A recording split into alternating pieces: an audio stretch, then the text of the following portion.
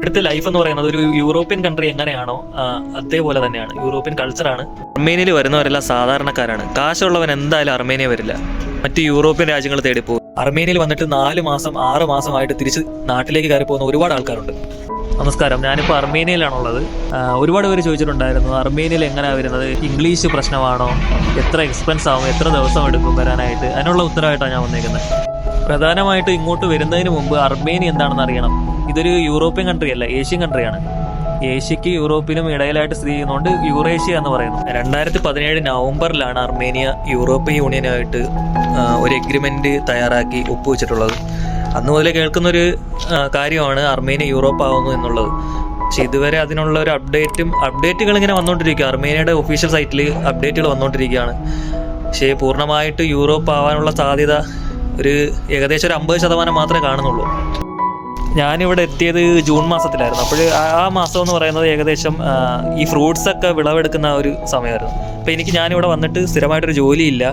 ആ ടൈമിൽ ഞാൻ നിൽക്കുന്ന റൂമിൻ്റെ ഓണർ തന്നെ ഓരോ ദിവസം ഓരോ ജോലിയായിട്ട് വരും. ഫ്രൂട്ട് പിക്കിങ്, ആപ്പിൾ പിക്ക് ചെയ്യാനും സ്ട്രോബെറി അങ്ങനെയൊക്കെയുള്ള ഡെയിലി ജോബ് ഉണ്ടായിരുന്നു. ഡെയിലി പെർമനൻ്റ് ആയിട്ട് നമുക്ക് സ്ഥിര ജോലിയല്ല.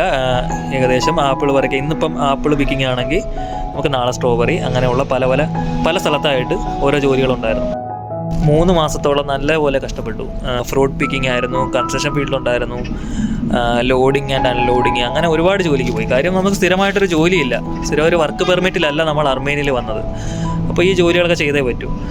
അങ്ങനെ 3 മാസത്തോളം ജോലി ചെയ്ത് കഴിഞ്ഞിട്ടാണ് ഒരു ഫ്രണ്ട് വഴി ഒരു ഫാക്ടറിയിലേക്ക് ജോബുണ്ട്, സ്ഥിര ജോലിയാണ്, കമ്പനി വക റൂമുണ്ട്. എൻ്റെ ജോലി എന്ന് പറയുന്നത് ഞാനൊരു മീറ്റ് ഫാക്ടറിയിലാണ്, അർമേനിയയിലൊരു മീറ്റ് ഫാക്ടറിയിലാണ്.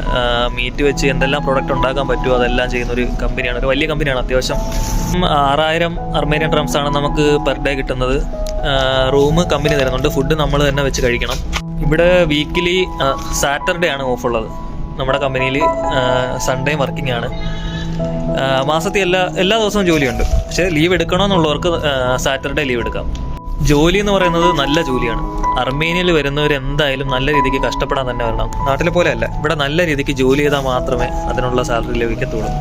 പിന്നെ ഇത് മാത്രമല്ല, നമുക്ക് പുറത്ത് ജോലികൾ ചെയ്യുകയാണെങ്കിൽ, അതായത് ഏകദേശം കൺസ്ട്രക്ഷൻ ഫീൽഡിലൊക്കെ നിൽക്കുകയാണെങ്കിൽ 9000 ഡ്രംസോളം നമുക്ക് ഒരു ദിവസം ഏൺ ചെയ്യാൻ പറ്റും. ഞാനിവിടെ അർമേനിയയിൽ എത്തിയത് ഒരാളുടെ സഹായമില്ലാതെ, ഒരാളുടെ പോലും സഹായമില്ല. സ്വന്തമായി വിസ എടുത്തു, സ്വന്തമായി ടിക്കറ്റ് എടുത്താണ് നേരെ അർമേനിയയിൽ എയർപോർട്ടിൽ വന്ന് ഇറങ്ങിയത്. പക്ഷേ നിങ്ങൾക്ക് അങ്ങനെ വരണമെന്നുണ്ടെങ്കിൽ നമുക്കിവിടെ അർമേനിയയിൽ ഒരാളുണ്ടായിരിക്കണം. എയർപോർട്ടിൽ വന്നിട്ട് എങ്ങോട്ട് പോകണം, എന്താണ് ഇവിടുത്തെ ഭാഷ അറിയില്ല, അങ്ങനെ കുറച്ച് പ്രശ്നങ്ങളുണ്ട്.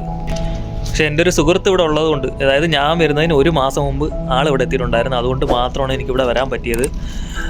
അധികം പൈസ ചിലവായിട്ടില്ല. ഏകദേശം നാട്ടിൽ ടിക്കറ്റിന് നമുക്കൊരു 35K അത്രേ ആവുന്നുള്ളൂ.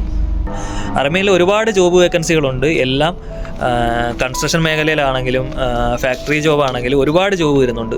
ഇവിടുത്തെ ഗ്രൂപ്പുകളിൽ ജോയിൻ ചെയ്താൽ ഡെയിലി ഓരോ ജോബ് വേക്കൻസികൾ ഇങ്ങനെ വരുന്നതായിട്ട് കാണാൻ പറ്റും. നമുക്ക് ഫുഡിൻ്റെ കാര്യത്തിൽ അർമേനിയ ഒരുപാട് എക്സ്പെൻസീവ് ആണോ എന്ന് ചോദിച്ചാൽ, ഒരാൾക്ക് ഒരു മാസത്തിൽ ഏകദേശം ഒരു 15000 മുതൽ 20000 അർമേനിയൻ ഡ്രംസ് വരെ നമുക്ക് ചിലവ് വരുന്നുണ്ട് ഫുഡിൻ്റെ കാര്യത്തിന്. 4000-4500 നമ്മുടെ നാട്ടിലെ INR 4000-4500 മാത്രമേ നമുക്ക് ഫുഡിന് ഇവിടെ ചിലവ് വരുന്നുള്ളൂ.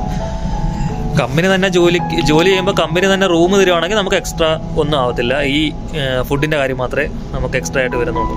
ബാക്കി ആ കിട്ടുന്ന പൈസ നമുക്ക് നാട്ടിലോട്ട് അയക്കാൻ പറ്റും. അർമേനിയയിൽ വരുന്നതിന് ഇംഗ്ലീഷ് ഒരു പ്രശ്നമല്ല. കാര്യം ഒരു സ്ഥലത്ത് നമുക്ക് ഇംഗ്ലീഷ് ചോദിക്കുന്നത് ദുബായിൽ മാത്രമേ ചോദിക്കത്തുള്ളൂ. നമുക്ക് കണക്ഷൻ ഫ്ലൈറ്റാണ്, ഡയറക്റ്റ് അർമേനിയയിലേക്ക് വരാൻ പറ്റില്ല.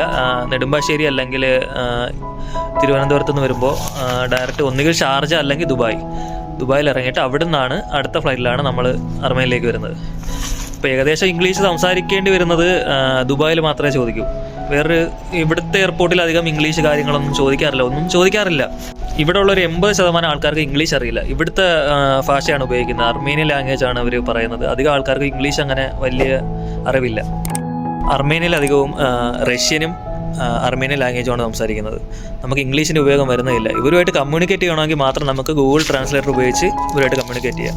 നമ്മൾ അർമേനിയൻ കൺട്രിയിലേക്ക് പ്രവേശിക്കുന്നതിന് ദുബായിൽ ഒരു ചോദ്യം വരും, നിങ്ങൾ എന്തിനാണ് അങ്ങോട്ട് പോകുന്നത്, അർമേനിയയിൽ എന്താണ് നിങ്ങളുടെ പർപ്പസ്, നിങ്ങളുടെ കയ്യിൽ ഡോളർ ഉണ്ടോ, ഈ കാര്യങ്ങൾ ചോദിച്ചിരിക്കും. $500 കയ്യിൽ കരുതിയിരിക്കണം. അത് ദുബായ് എയർപോർട്ടിൽ കാണിക്കാൻ വേണ്ടി മാത്രം. അർമേനിയയിൽ അങ്ങനെ ചോദ്യങ്ങളൊന്നും വരുന്നില്ല. ഡോളർ ഉണ്ടോ, നിങ്ങൾക്ക് ഇംഗ്ലീഷ് അറിയാമോ, അങ്ങനെ എന്തിന് നിങ്ങൾ ഇവിടെ വന്നു എന്ന് അർമേനിയൻ എയർപോർട്ടിൽ ഒരു കാരണവശാലും ആരും ചോദിക്കാൻ പോകുന്നില്ല. പുതിയതായി അർമേനിയയിലേക്ക് വരുന്ന ആൾക്കാർ ശ്രദ്ധിക്കേണ്ട ഒരു കാര്യം, ഒരുപാട് സ്കാം ഇവിടെ നടക്കുന്നുണ്ട്. ജോലി വാങ്ങിച്ചു തരാം, എത്ര $100 കൊടുത്താൽ $150 കൊടുത്താൽ നല്ല ജോലി വാങ്ങിച്ചു തരാമെന്ന് പറഞ്ഞ് ഒരുപാട് സ്കാം ഇവിടെ നടക്കുന്നുണ്ട്. ഗ്രൂപ്പുകളിൽ വരുന്നുണ്ട്. കൂടുതലും മലയാളികൾ അതിൽ ഉൾപ്പെടുന്നു എന്നുള്ളതാണ് വാസ്തവം. പുതിയതായിട്ട് വരുന്നവർ ഈ സ്കാമിലൊന്നും ചെന്ന് പെടാതെ നോക്കുക. നമുക്ക് നല്ല രീതിക്ക് ജോലി ചെയ്യാനുള്ളൊരു മനസ്സുണ്ടെങ്കിൽ ഉറപ്പായിട്ടും ഒരു യൂറോപ്യൻ ലൈഫ് തന്നെ ഇവിടെ സെറ്റാണ്, ഉറപ്പാണത്. ജോലി ചെയ്യാനുള്ള മൈൻഡ് വേണം. ഇവിടെ വന്നിട്ട് നല്ല രീതിക്ക് കഷ്ടപ്പെടണം. ഞാനും നല്ല രീതിക്ക് തന്നെയാണ് ഇപ്പോൾ കഷ്ടപ്പെട്ടുകൊണ്ടിരിക്കുന്നത്. കാര്യം നമുക്കൊരു സുഖമായിട്ടുള്ള ജോലി എവിടെ ചെന്നാലും കിട്ടില്ല, ഉറപ്പാണത്. നാട്ടിലാണെങ്കിലും അങ്ങനെ, ഇവിടെ അർമേനിയയിലാണെങ്കിലും ഇങ്ങനെ. ഭാഗ്യം കൊണ്ട് ഏതെങ്കിലും ഫാക്ടറി ജോബുകളിൽ നമുക്ക് ഭാഗ്യത്തിന് കിട്ടുവാണെങ്കിൽ മാത്രം ഏകദേശം നമുക്ക് നാട്ടിലൊരു ഇവിടുത്തെ ചിലവും കാര്യങ്ങളും കഴിഞ്ഞിട്ടൊരു 30,000 എന്തായാലും നാട്ടിലോട്ട് അയക്കാൻ പറ്റും. ഒരുപാട് ലക്ഷങ്ങൾ കൊടുത്തു വന്നിട്ട് നമുക്ക് ഈ 30,000 ഒന്നും ആവില്ലെന്നറിയാം. ഏകദേശം നമുക്ക് അർമേനിയയിൽ വരാനുള്ള ചിലവ് 1 ലക്ഷത്തിൽ താഴെ മാത്രമേ ഉള്ളൂ. അർമേനിയയിൽ എത്താനുള്ള ചിലവ്. അർമേനിയൻ വിസ കിട്ടാനായിട്ട് ഏകദേശം 10 ദിവസം മതി, മാക്സിമം 10 ദിവസം. അത് അർമേനിയയുടെ സൈറ്റിൽ പറയുന്നുണ്ട്. നമുക്കിവിടെ വർക്ക് പെർമിറ്റ് കിട്ടില്ല. അർമേനിയയിൽ കിട്ടുന്നത് എൻട്രി വിസയാണ്. അർമേനിയയിലേക്ക് പ്രവേശിക്കാൻ വേണ്ടിയിട്ടുള്ള എൻട്രി വിസയാണ് നമുക്ക് അർമേനിയ തരുന്നത്. അർമേനിയയിൽ ഇപ്പോൾ വർക്ക് പെർമിറ്റ് ഇഷ്യൂ ചെയ്യുന്നുണ്ടെന്ന് അറിഞ്ഞു. എത്രത്തോളം വാസ്തവം ഉണ്ടെന്ന് അറിയില്ല. ഞാനൊന്ന് അന്വേഷിച്ചിട്ട് എന്തായാലും അടുത്ത വീഡിയോ ചെയ്യുന്നതാണ്. ഇവിടെ പലരും ജോലി ചെയ്യുന്നത് അങ്ങനെയാണ്. എൻട്രി വിസയിൽ വന്നിട്ട് ഇവിടുത്തെ സോഷ്യൽ കാർഡുണ്ട്. സോഷ്യൽ കാർഡ് എടുത്തു കഴിഞ്ഞാൽ നമുക്ക് പല ഫാക്ടറികളിലും ജോലിക്ക് കയറാനായിട്ട് പറ്റും. എൻട്രി വിസയുടെ കാലാവധി 21 ദിവസം അല്ലെങ്കിൽ 120 ദിവസമായിരിക്കും. ഒരു കാര്യം ഉറപ്പിക്കാം, അർമേനിയയിൽ വരുന്നത് കഷ്ടപ്പെടാൻ വേണ്ടിയിട്ടാണ്. നല്ലൊരു യൂറോപ്യൻ ലൈഫ് എക്സ്പെക്റ്റ് ചെയ്ത് വരുന്നവരാണ് നിങ്ങളെങ്കിൽ ഉറപ്പായിട്ടും നമുക്ക് രക്ഷപ്പെടാം. ഇവിടെ സമ്മർ സീസൺ ആയാലും വലിയ ചൂടില്ല. ഏകദേശം ഒരു 25 ഡിഗ്രിയോളം മാത്രമേ, 25-26 ഡിഗ്രി അത്രേ പോകുന്നുള്ളൂ. അപ്പോൾ പുറം ജോലികളൊക്കെ ചെയ്യുന്നവർക്ക് നല്ലൊരു പ്രയോജനമാണ്. കാര്യം ഗൾഫ് കൺട്രികളിൽ നല്ല ചൂടല്ലേ, നമുക്ക് എന്തായാലും അത്രയും ചൂടിലൊന്നും പുറത്ത് ജോലികളൊന്നും ചെയ്യാൻ പറ്റില്ല. പക്ഷേ അർമേനിയയിൽ അങ്ങനെയല്ല. ഏകദേശം ഒരു സമ്മർ സീസണിലാണെങ്കിലും 25-26 ഡിഗ്രി അത്രേ ചൂട് വരത്തുള്ളൂ. എന്തെങ്കിലും ഡൗട്ടും കാര്യങ്ങളുണ്ടെങ്കിൽ കമൻറ്റ് ബോക്സിൽ ചോദിച്ചാൽ ഞാൻ എല്ലാത്തിനും റിപ്ലൈ തരുന്നതായിരിക്കും. അർമേനിയയെക്കുറിച്ച് കൂടുതൽ അറിയാൻ ചാനലൊന്ന് സബ്സ്ക്രൈബ് ചെയ്ത് വെച്ചേക്കുക.